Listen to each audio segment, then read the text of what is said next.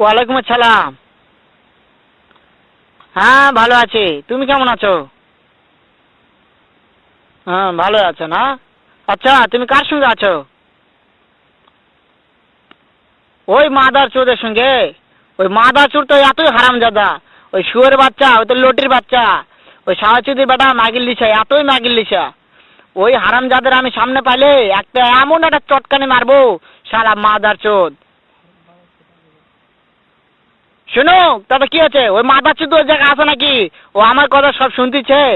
ওই সাহাচুদির বেটাকে শুনে শুনে আমি বেশি বলবো। শুয়োরের বাচ্চা, শুয়োরের বাচ্চাকে আমি একটা এমন একটা চটকানি মারবো, শালা শুয়োরের বাচ্চা, লটির বাচ্চা।